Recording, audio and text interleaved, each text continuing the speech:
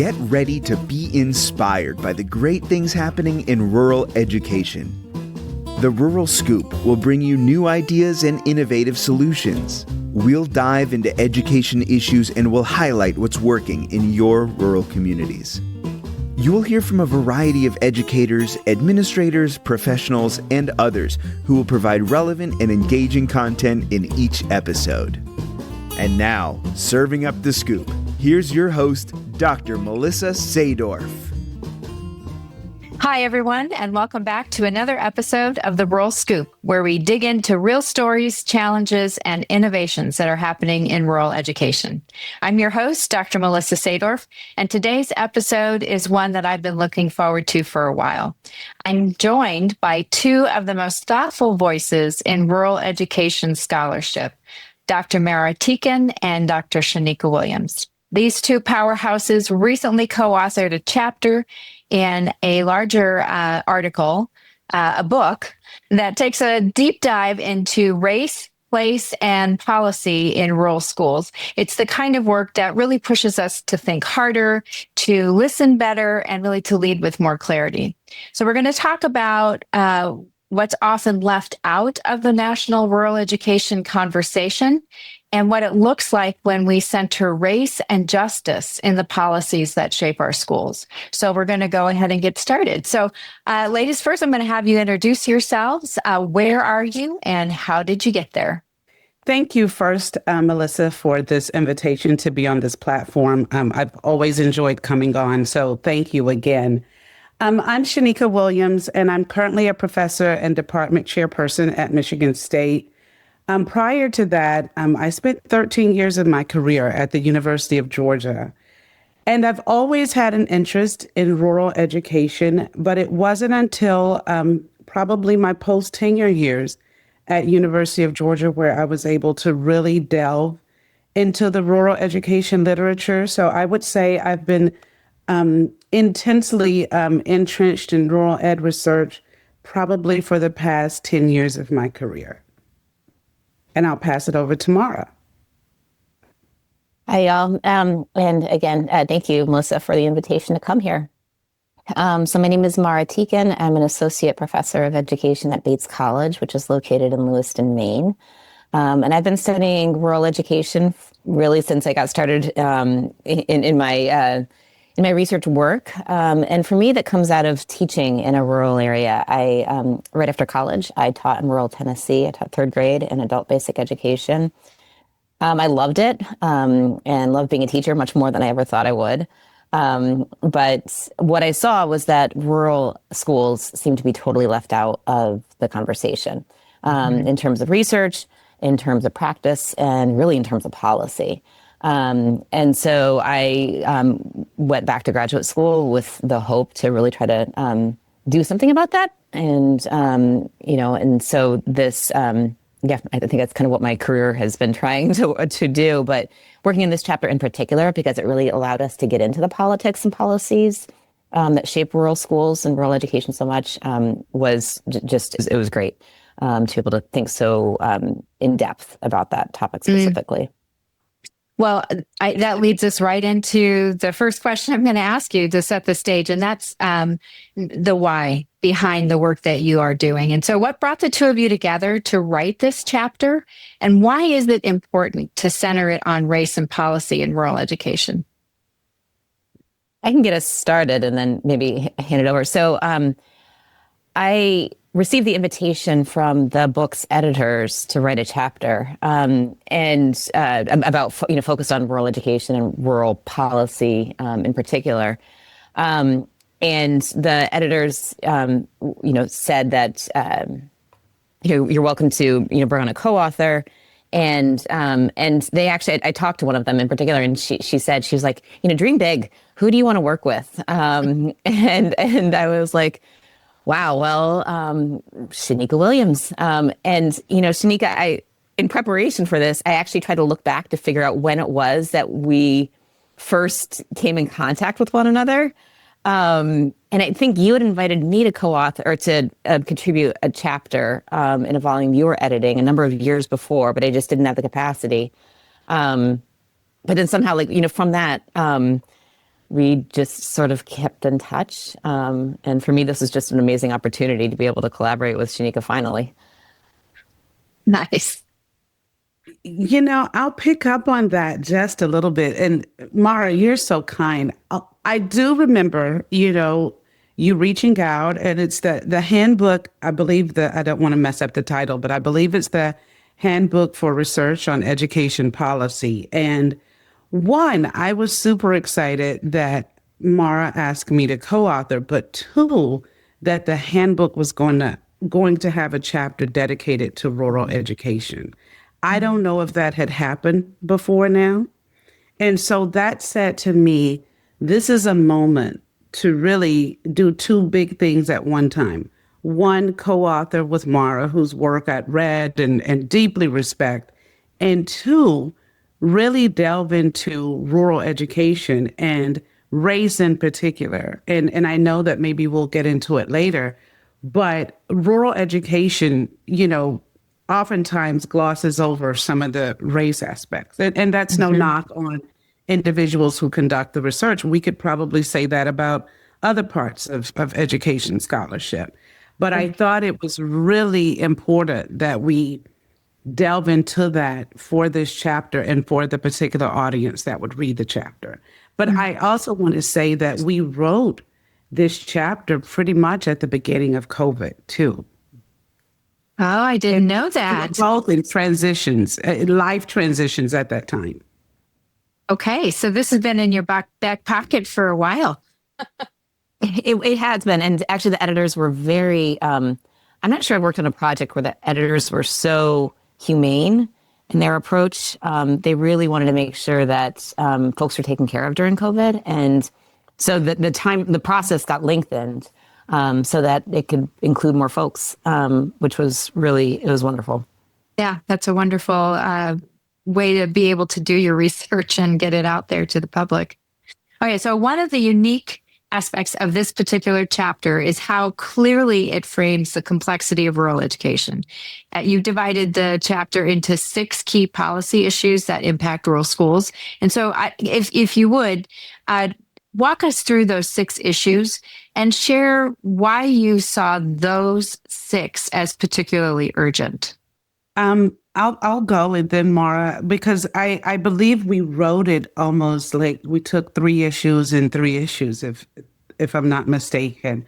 And I know that I wrote about, school choice and honing in on this homeschooling, I believe, and the one about DSEG in rural ed, and oh my mind escapes me, which is the other one that Standards and accountability. That's it, standards and accountability. And we really had a thoughtful conversation on what are like the top policy issues that affect rural ed, right? And so when we thought about it, we landed with these 6 and how we might want to add this into the volume. But we thought these were the most pertinent that affect rural education even today. So we think about rural school consolidation. Lots of districts, rural districts, lots of schools have been closed, right? Which has contributed to consolidated schools, right? So we wanted to really give the audience a chance to read and understand what have those impacts been on children's educational opportunities, right? What classes might they be able to take or not take? But also, what does that mean for those communities when you lose a school? Yep. Right? In a rural community, oftentimes when you lose the school, you also lose other resources in the community. And then you're driving to the next neighboring town, even to buy groceries. So wanted to make sure we highlighted that. And even from a school segregation and desegregation standpoint, if you go back to Brown, some of those districts were rural serving districts. But even today, what are the educational opportunities of students that are in these school settings that haven't even fully desegregated, right? Since 54, right? Some of the districts in the Deep South in particular, in Alabama and Mississippi, namely, a lot of the districts look as though they did pre-Brown. Again, thinking about that and what does that mean in terms of educational opportunity for rural students? Because oftentimes the literature hasn't really touched on that. And when we start talking about what does that mean in our larger society for people to come together and to understand each other, what has happened in their schooling experience? What have they been exposed to? Who have they been exposed to? And then on the standards and accountability chapter, what from a policy standpoint what has affected rural schools, right? So we think about No Child Left Behind and having to make adequate yearly progress, but you had to have enough students for that data to even count, right? Mm-hmm. That's right.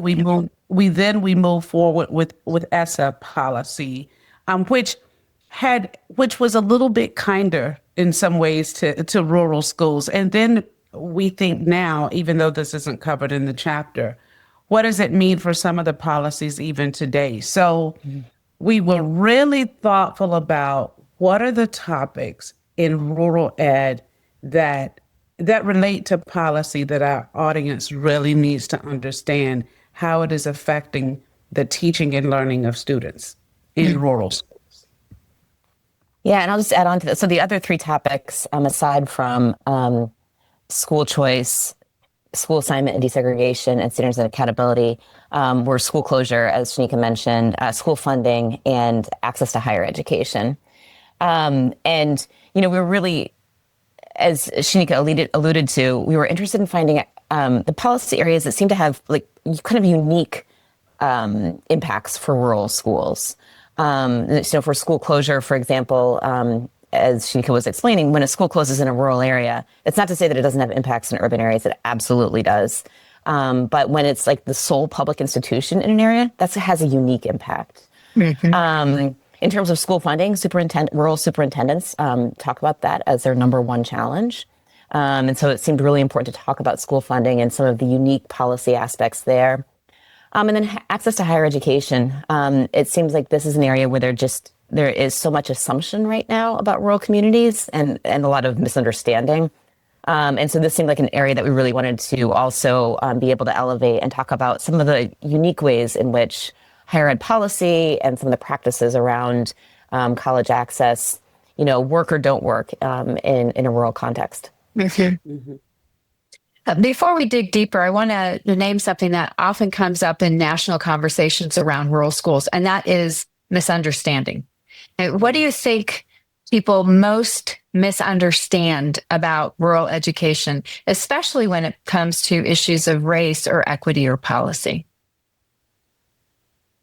I mean, I think one of the biggest is just that rural America is white America. And that assumption, I think, is threaded through policy in all kinds of ways. And so thinking about rural America as this monolith and as a white monolith, and that just erases about 20% of the rural population, right? And so I think that's one of the biggest ones. I think another big one is this narrative, and I think we hear this a lot around higher education, is this idea that rural communities just don't value education.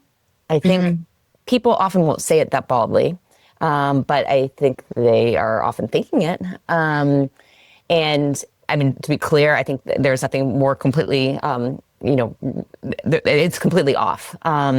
And I think people often maybe don't value the particular kind of educational experience they had in a school if they were marginalized in some sort of way. And that's completely understandable. But I've just never met a community that doesn't value education and wanting to be very much involved in their own education, their children's education. And so I think that assumption, though, this kind of myth of like the uneducated rural voter got a lot of purchase post 2016. And I think that's one of the biggest misunderstandings. Yeah. In addition to what Mara has shared, I think that people think that rural looks the same everywhere. And as Mara said, for many, rural equals white. And that's not the case across the U.S. It's not the case across the world, right? But I think that's what a lot of people think, because if you haven't been or been to a rural place or engaged with people from rural places, you might not know that. And again, a lot of the literature hasn't highlighted other parts of rural, but the rural Southwest is very different from the rural South and the rural Southeast and the Northeast and the Northwest. So I just wanted to echo what Mara said, but I think a lot of people think rural is the same, right? Equals white and is the same. Yeah. Yeah. I think there's also, I'll just add, I think there's also, there's that kind of racial and ethnic variation, which also means like linguistic and cultural variation and all of that. But I think there's also variation in terms of both economies and politics. And that variation also often gets overlooked. So a rural town that is dependent on a mill is really different than a rural farming community, is really different than a rural tourist community, is very different than a rural economy that's dependent on a large federal prison, right? And then I think there's also all kinds of assumptions about politics right now, in particular, about that rural, leans a particular way, and maybe rural as a whole does, but there is vast variation within that. And so, again, it just leads to a lot of assumption and policy making that really doesn't fit many rural communities. Let's dive into that a little bit deeper, because there is that perception that rural America is a monolith, and I appreciate the way that you have very clearly defined it as not. But there is that narrative out there. How does that harm both students of color and policy efforts that are meant to serve all rural communities? Can you dive into the policy aspect? Sure. I'll take a stab at that. One way that it harms is that when we think about the different needs, right, that students have, and all students have needs on a general level, right? But if we think about Native American students, and not to pick on any group, okay, but if we think about students who live in the Southwest, right, and whose historical opportunities have been thwarted, if we don't speak to that in the research, then that doesn't get considered when policies are being developed and implemented. And, not to be cliche-ish, but that is another group that is being left behind, right? They have become invisible. A lot of my research considers African American students in a rural context.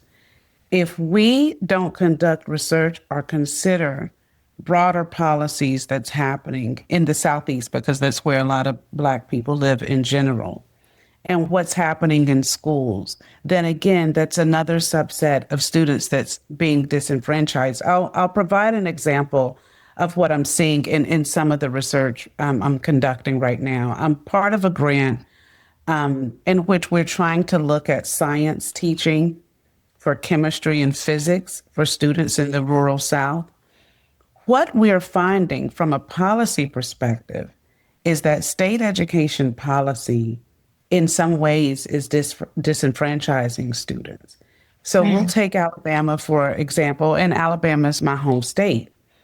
In Alabama, a student can choose the science courses they take, right? And so if you have that choice, and if someone's not watching, a parent or a teacher, to push students to teach higher level science courses, then they won't take them. But the harm in that is chemistry and physics are gateway courses for college attendance, right? So if you have not had the basics to go to college, right, to get admitted, then you won't. And then what are we thinking in terms of students' life trajectory, the sustainability of communities? There's a trickle-down effect, and it's all related to what's happening to education policy in these states. And I'm not saying that all students must go to college, and I'm not picking on Alabama. I'm just noting what we see and the numbers of Black students that live in the state.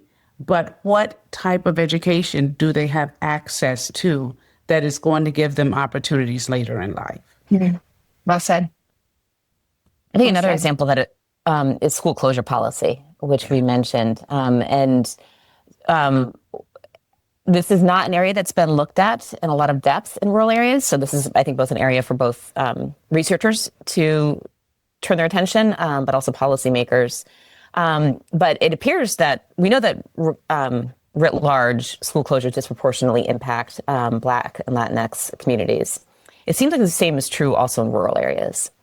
And so you've got a policy that is, supposed to be race neutral, but it has racially disproportionate impacts. And so in Arkansas, this might be Act 60, which led to the consolidation of many districts, which led to school closure, or even more, just their policies around labeling schools as failing, which then allows them to be taken over by the state and can open the gateway for, again, consolidation and closure.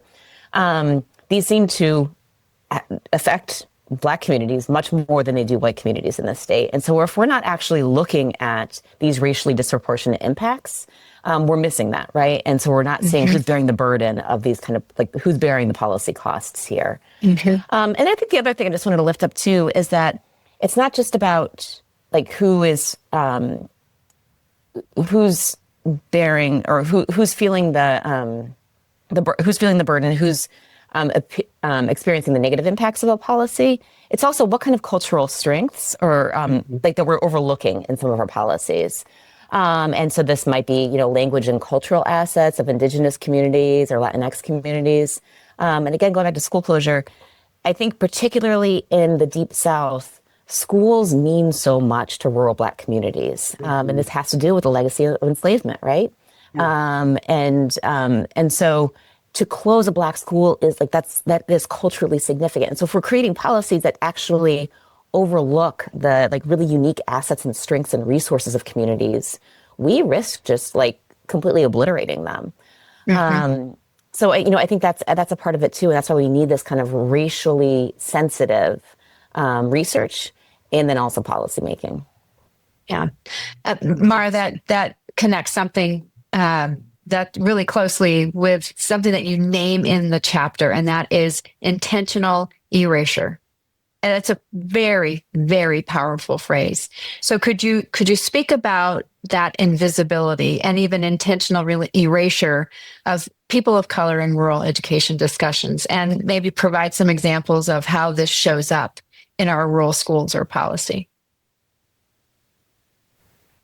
Sure. I'll start there. I want to piggyback on, on the science example that I gave, but also thinking about what does it mean in some of these areas where schools are still segregated, right? I mean, there are still schools that one side of town is getting access to materials and opportunities and another side of the town is not.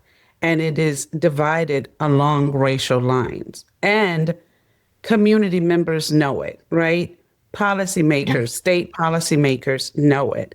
The question is, what are they doing about it? And there's a total ignoring of the capital that these families bring, right?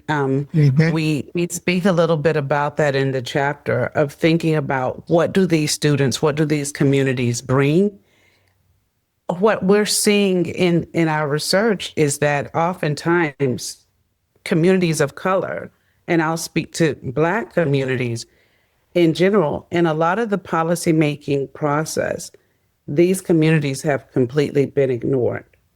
And so it shows up in the schools, right? Schools might be small, might be in more remote areas, but it's almost as though they don't exist. And so when we think about what does that mean for educational attainment of students in these areas?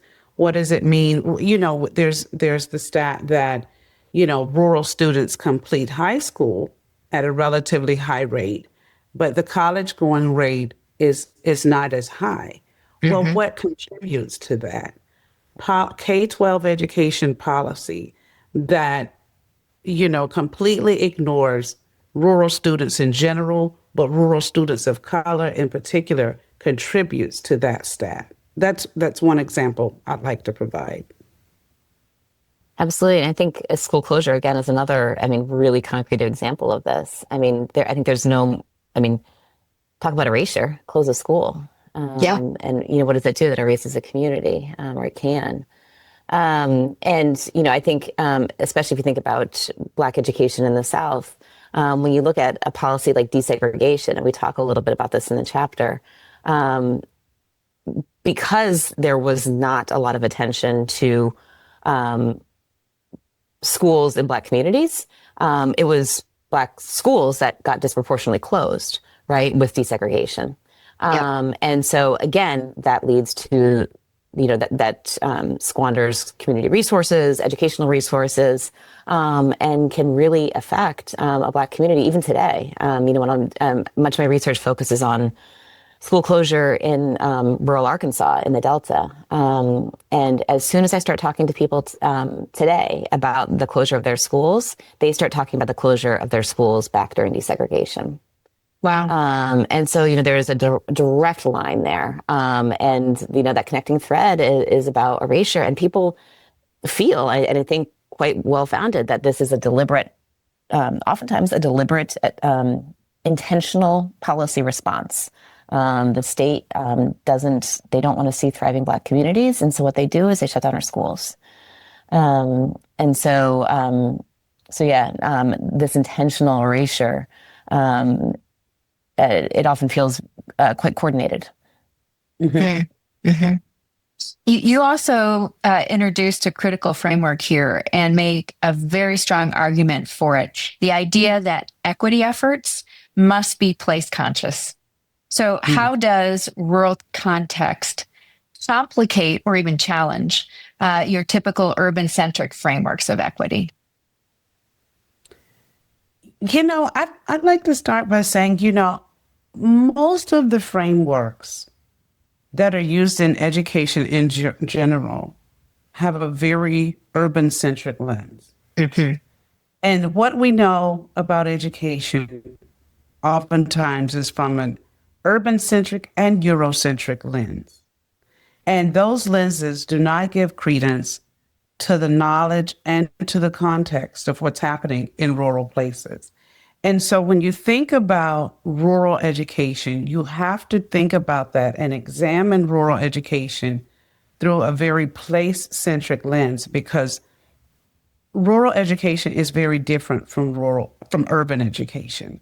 Mm-hmm. And, while there are similarities, the very existence and the daily lives are very different. And so one of the things I see, oftentimes in the education literature is that people often want to write about rural education from an urban-centric space. Oftentimes rural is even defined by what urban is not.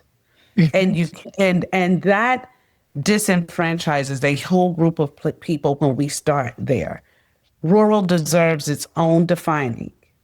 And with that, we argue for this place-based approach because that allows the audience, that allows policymakers, that allows scholars, that allows students and educators in general to understand what the place means and what that means to the culture, what that means for the educational opportunity, how that undergirds everything that we see happening in rural schools.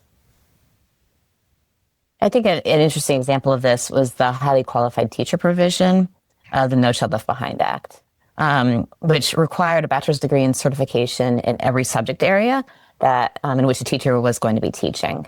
And I think, no one can argue against, that sounds good in theory. You of course want your child's teacher to be highly qualified. Who's going to argue against that?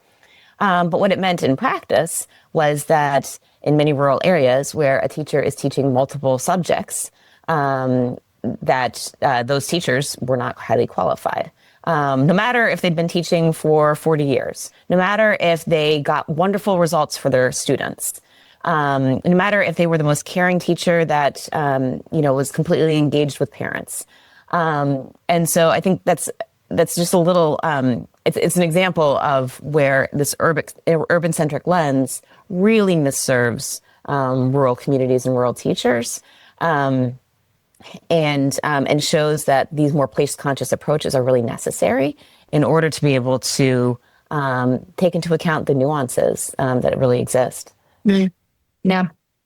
So I want to zoom out just a little bit, and I'd love to hear from both of you your personal and professional experiences and how they shaped this work, because you have lived experiences as people that have lived and worked in rural places. So how did that lived experience shape how you approach this chapter? And also, what did you learn by working together? Because it sounds like this has been a very good partnership in research together. I'll start. Oftentimes when I give talks, I start by talking about my rural upbringing. So I grew up in a small town in Alabama. That today the population is maybe 7,000, maybe. I remember there was a sign that used to say, and I'll name the town, Jackson, Alabama, Pine City, population of like 22,000. I think today that's closer to 6,000. And that's because, people left. If you went away to college or went away for a job, you didn't return. But I come to this work because, I stem from a family of educators and we grew up in a rural town. My father was a teacher. My grandfather was the teacher principal of a one-room schoolhouse. And I remember growing up, and I didn't see us or read about us in the books, right? We were not included. We were forgotten. And as I went through my education, as I, was pursuing the PhD, I knew that I had an interest in studying rural education. And when I was in graduate school, rural education wasn't necessarily garnering the national attention that it is now. And so I didn't write a dissertation about rural education. And I was even told that I was so passionate about it that they didn't think I could be objective. And here we are. Wow. And here we are some years later. And it is the crux of what I do. But also, I would just like to say, working with Mara, I think I'm very big picture, and Mara is very fine tuned, and that's great. That makes for a great partnership, right? Because there needs to be somebody who can dot every I, cross every T. And I will admit, I'm not that person. Mara is maybe the best editor.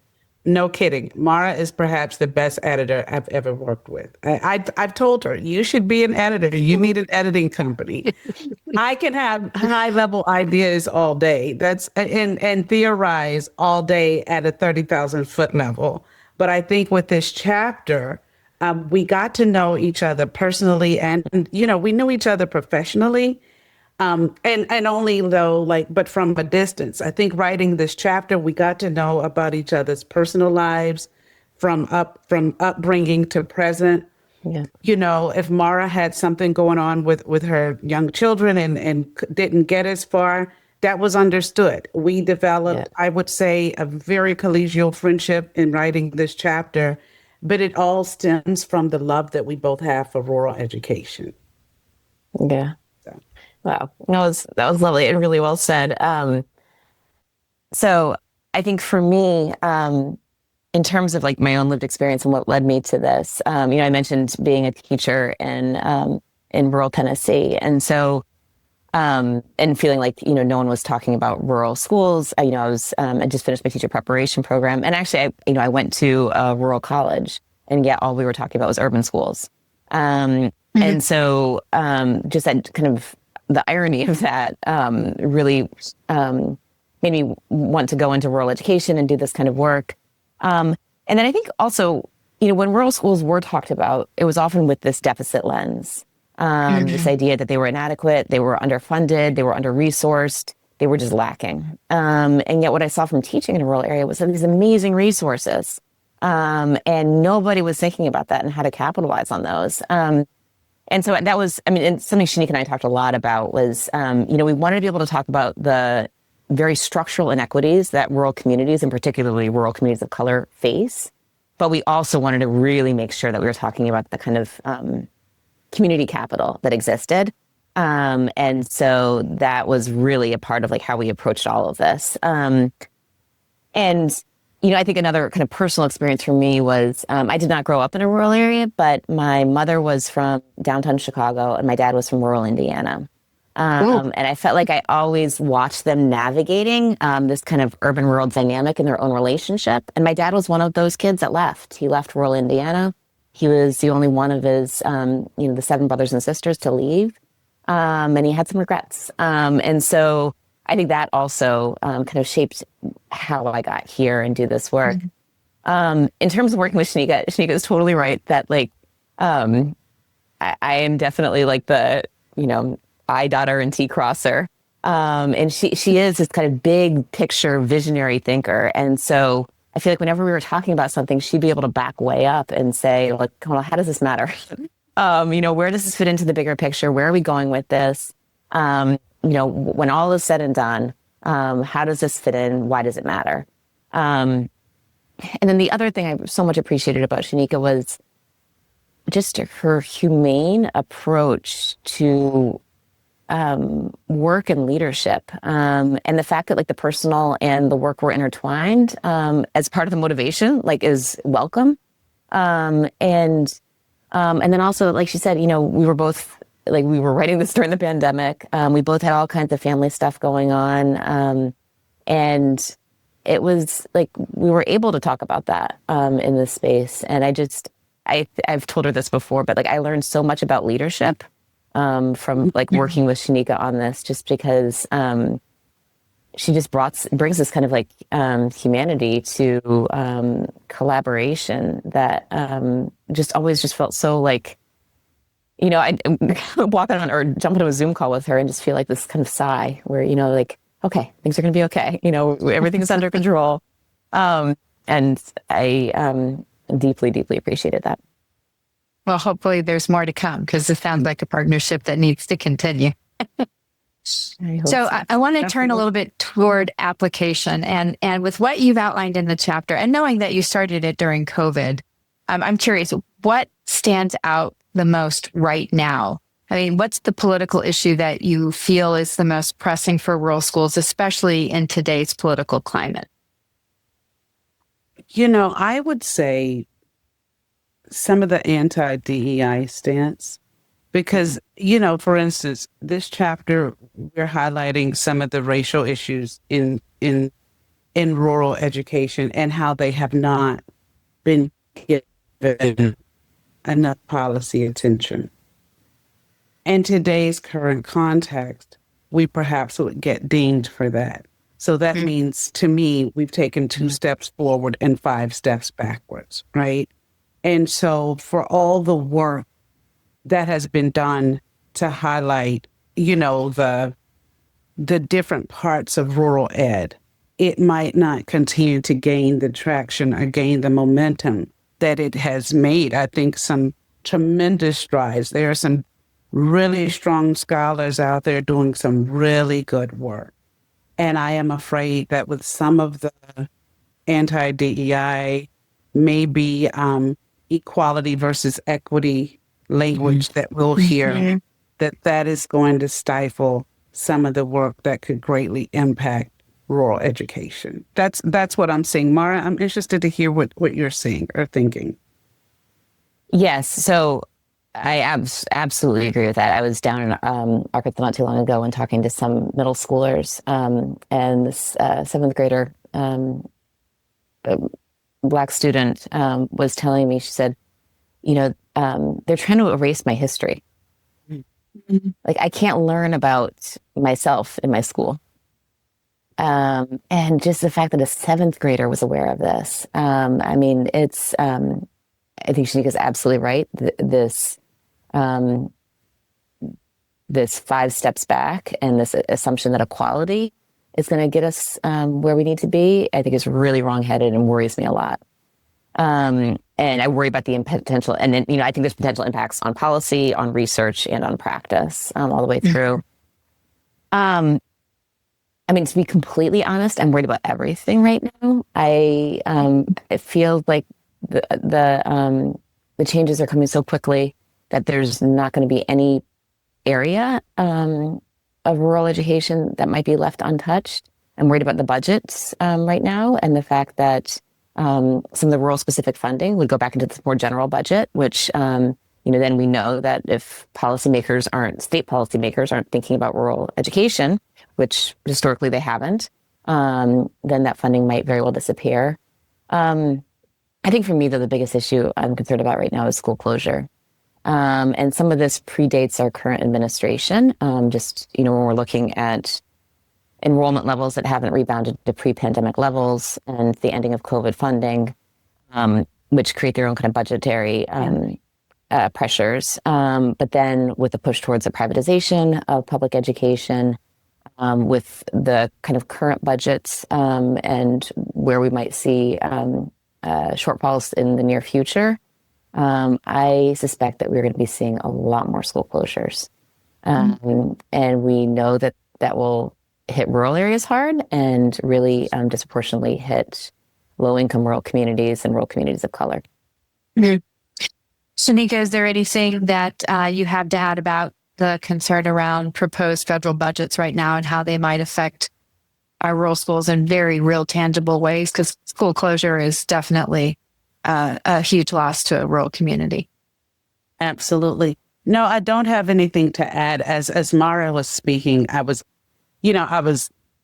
thinking about the school closures in tandem with the closure of rural hospitals, right? Mm-hmm. Which all of this has big effects on rural communities, right? And if you lose hospitals, what does that mean for children who have asthma and some of the other health needs that affect students and their ability to learn? So, no, I don't have anything to add, but I was thinking about the hospitals in that instance. Yeah, very true. They're almost in tandem. If things are happening to your hospital, your school is going to be affected and vice versa. So that's a very good point. Where do you think that rural education needs to pay more attention, whether it's from researchers or state leaders or federal policymakers right now? Given, I think, Mara, you said it well, everything is a concern right now. Yep. But if we're going to be forward thinking, where might we want to put that attention? I would say for me at state and district level policy, but it's hard to disentangle that from federal policy, because here's what I'm seeing when I'm speaking with superintendents and, speaking with district leaders, particularly in the South. While they are operating in a state of fear, to be completely honest. Yeah. Fear of the federal policy. There are things that they want to do, some innovations they might want to try, particularly as it relates to students of color. But they are afraid that they might lose state funding that's tied to federal funding. And so they're just operating, I don't want to say stuck, but they're just fearful. And so theoretically speaking, I would say I would want to see us focus at the district level, right? And even at the community level. But I also understand that now cannot exist without the fear of what might happen federally, right? Are we going to lose funds because we are choosing to do X or not do X? So I'll be honest with you. I don't know. I think, though, maybe we have to go very grassroots. But I do think there is a fear in doing so. I think I think Sheneka's totally right. And I think what this really means is that we need really strong local rural leadership and people who are not afraid, or who are afraid but are willing to still do it, to do what's right, to protect, their families and their students. And by protect, I mean to ensure they still receive the equitable education.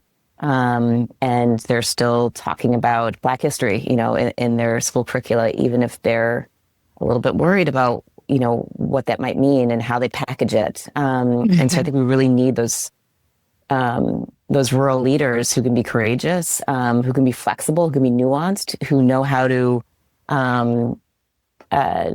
be thinking about, okay, here are the federal pressures. Here's how I insulate my community and my students.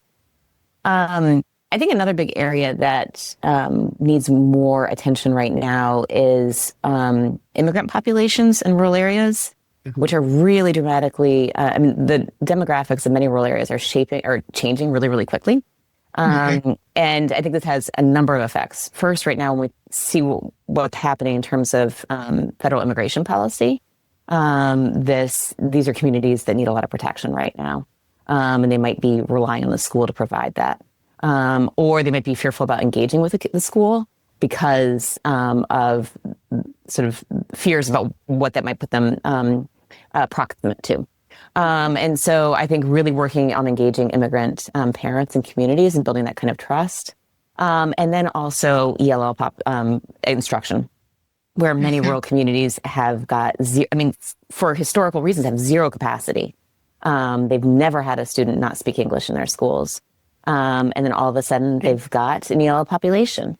And so how do you, and that there's like kind of structural challenges there. There are kind of ethical and moral challenges there. There's leadership challenges there. There's how do you maybe change the culture of your school building? And so I think that's an area that is going to continue to expand in importance. You mentioned leadership and the work that rural leaders need to do.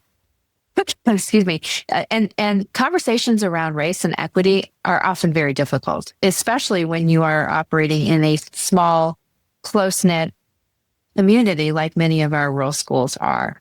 So as rural leaders, how do we begin to shift the conversation around race in our schools and communities without triggering shutdown or resistance and really be able to do the work that you are articulating needs to be done? I think we need to be very intentional about inclusivity, right? But inclusivity, top level, but in order to be inclusive, making sure everybody gets what he or she needs, and not everybody needs the same thing, right? But I think one way of getting at it, we talk about DEI, but I think we have to be very intentional about the inclusivity part. And I'm talking from the curriculum in the schools, right? The hiring, when we talk about school leadership in particular, who's being hired, what does our curriculum look like? And if it's the state curriculum, what's missing from it that we need from our community when we go back to that place-based approach? Being very intentional about being inclusive, but inclusive from an equity standpoint. But you don't have to, if you're nervous about it, you don't have to broadcast that, right? But you can make sure that every child in your school is getting what he or she needs in terms of a curriculum, in terms of being seen and heard. And a lot of that also goes back to thinking about a place-based curriculum. Absolutely. I think also, I think this is a place where I think data can sometimes be helpful, because there could be a lot of narratives that float in a school building about like those families or those kids we do right by all our kids. But actually, when you start to drill down in the data, you realize, no, we're not. And there's very racialized patterns by who's not graduating. Or who are over disciplining, right? And so I think data can sometimes be really helpful, having that as having that data be really local. I think also doing that kind of narrative work around shifting the narrative to our children rather than like those kids, and thinking about parents from an asset-based perspective rather than a deficit-based perspective. Parents are they're your greatest assets, right? They're the experts in their children. And so engaging the parents, and I know that can be really, really hard work, but go where the parents go rather than just inviting them into the school building. And thinking about, parents want what's best for their kids. We're all kind of on the same page here. We might have different ideas about how to get there and, what best might be, but you need to start those hard conversations. And so I think a lot of it is about parent engagement, building the trust, finding your allies. I mean, usually there are, sometimes I know that like in a school building, it can feel like you're the only leader or the only teacher that has a particular, maybe more equity-oriented vision. But there are others out there. So finding your allies and partnering with them. And then I think, for a school leader, you've also got to know, like, if you've got, a few teachers that are just really resistant to change, like you've got to start having those hard conversations about like, what does their future look like in your building? And I know those are super painful, but, when you're doing that kind of cultural change with this, which, this often requires, you got to be really, really on top of, who, where are some of these bad narratives starting, who's perpetuating them, and how do you change that? And Mara, to that point, go ahead, Sheneka. Oh, I'm sorry. I just wanted to echo the local piece that Mara highlighted in earlier when I said grassroots, because what we're seeing at the federal level with the, trying to shut down IES and all of those big data systems that tell us what's happening, how our students are doing. There's a reason why they want to erase that, right?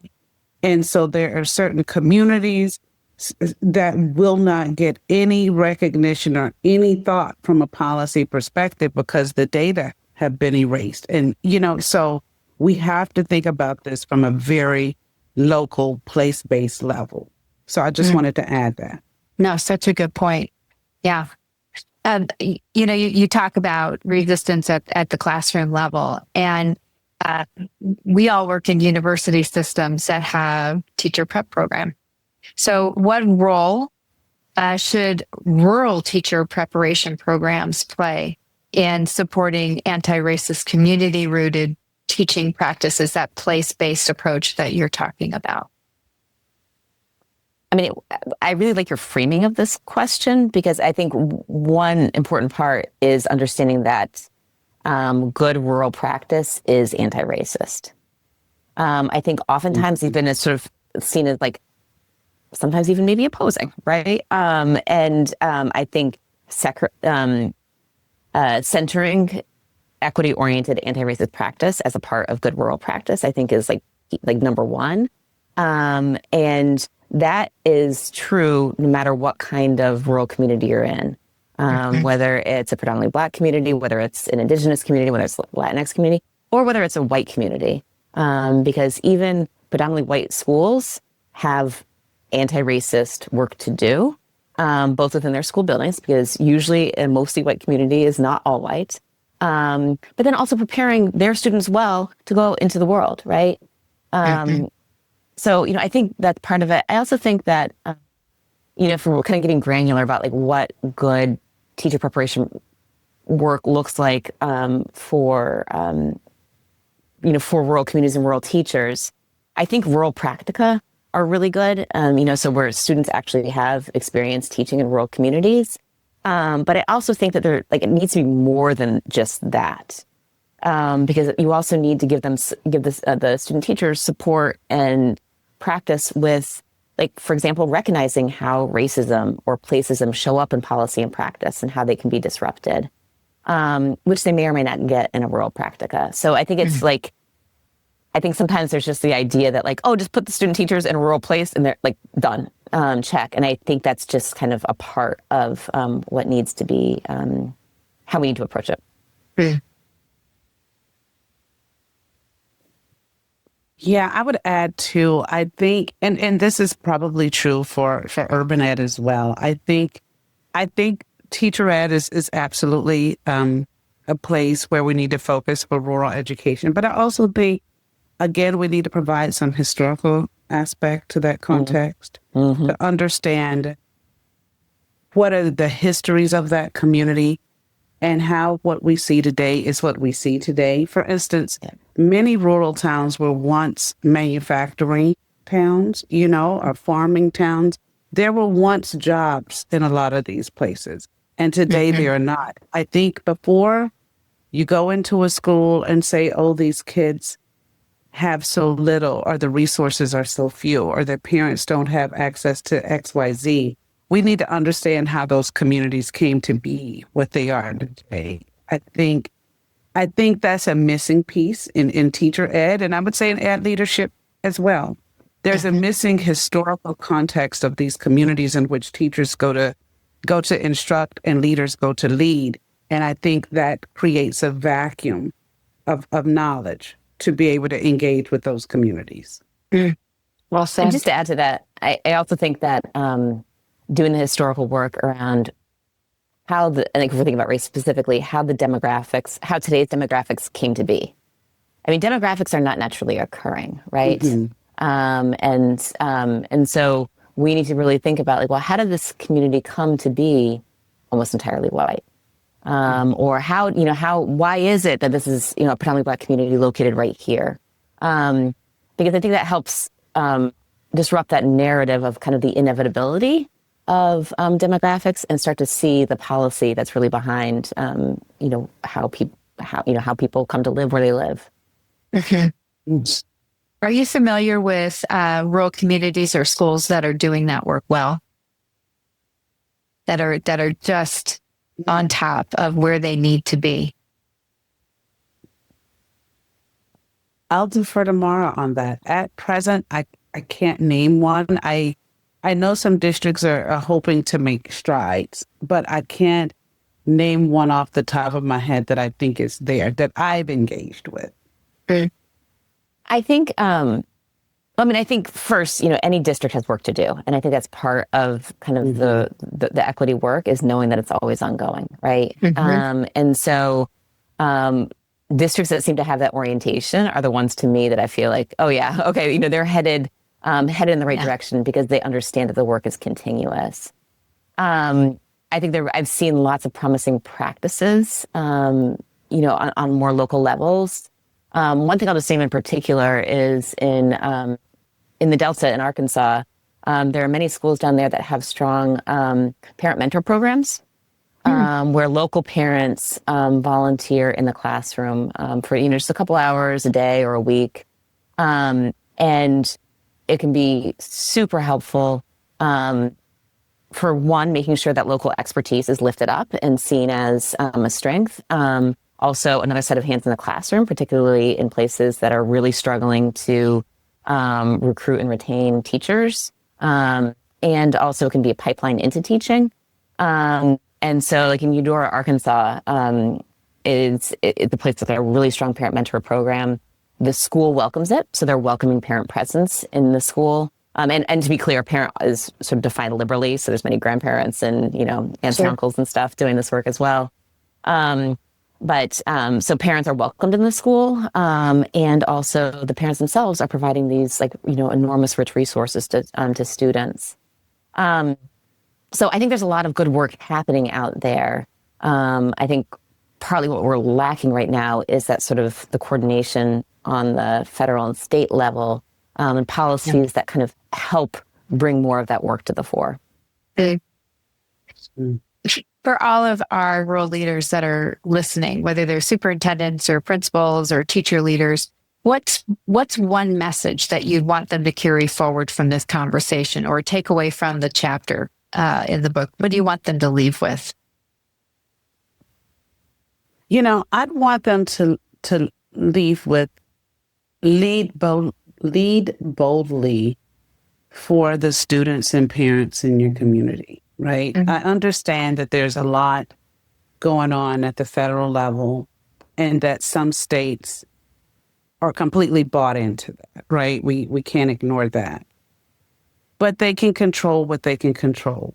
They can control what's happening inside their buildings. And to some degree, they can reach out to other community members and control what's happening in their communities for their students. Right. And so it sounds very simplistic. But oftentimes superintendents and principals, they know their area better than any researcher who comes from the outside, right? Sure. So I say simply, lead boldly, regardless of what's happening externally, because the students deserve an opportunity, right? Be willing to take risk Because if it's for the students in that building and for the parents in that community, regardless of the backlash you receive, I think it's worth it. It's still worth it. So I would say simply lead boldly. Love that. Yeah, I think that's really well said. I think the only thing, and maybe as a part of that, I would encourage leaders to be thinking about how to leverage community assets. Absolutely. Think what are the strengths and resources that are present in your particular community, and how do you actually use them, in the school building and as a part of your leadership practice? Love that too. So one last question, and I ask all of my guests. Mara, you've been on here before, so you've already answered it, but I'm going to make you do it again. What does the term rural advantage mean to you? Mm-hmm. So I can't remember how I answered in the past. But I think, because there are so many advantages, I think for me, what it means is caring, loving, responsive schools that work really hard to leverage those local resources and serve all of their children and families. Good answer. Sheneka, what about you? What does the term rural advantage mean to you? Oh, wow. I would say rural advantage means exploring the opportunities and embracing the cultural wealth that comes with being from or working within a rural space. I think oftentimes, even those of us who grew up in rural spaces, who study rural education, sometimes we might buy into the deficit framing, right? Because we're inundated with it. I would say rural advantage is embracing the unique cultural wealth that we bring to any table. That is rural advantage to me. I love that. Love that. Great answers. Of course. So, Mara and Sheneka, thank you both for sharing your insight and your scholarship and your lived experience. This conversation, I think, is what we need right now to challenge us to think differently. And to your point, Sheneka, to lead more boldly, especially when it comes to issues that we can't afford to ignore them in our rural education systems anymore. So thank you for being here. Thank you so much for having us. Thank you for having us. Wonderful conversation. Well, and to our listeners, thank you too for tuning in. I hope today's episode sparked some new ideas and reminded you that rural schools are full of strength and promise and purpose.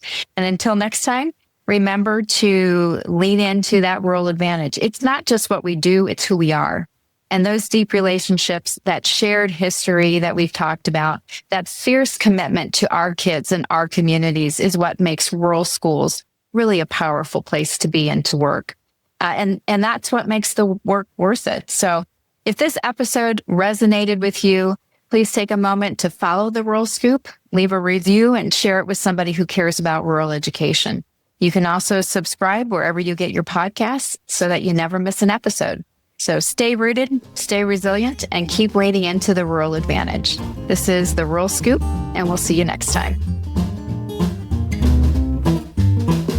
Thanks so much for tuning in to the Rural Scoop. If you enjoyed this episode, be sure to rate, review, and subscribe. Your support helps us keep these important rural conversations going. And we'd love to hear from you, so feel free to leave a comment or share your thoughts. You can follow along and never miss a new release by subscribing on your favorite podcast platform or by following us on social. We're on YouTube at The Rural Scoop, Instagram at msadorf1, and X at msadorf03. The Rural Scoop is produced with support from Vela Educational Consultants. To learn more, visit velaconsultants.com. See you next time for more great discussions about rural education. And as always, keep leaning into the rural advantage.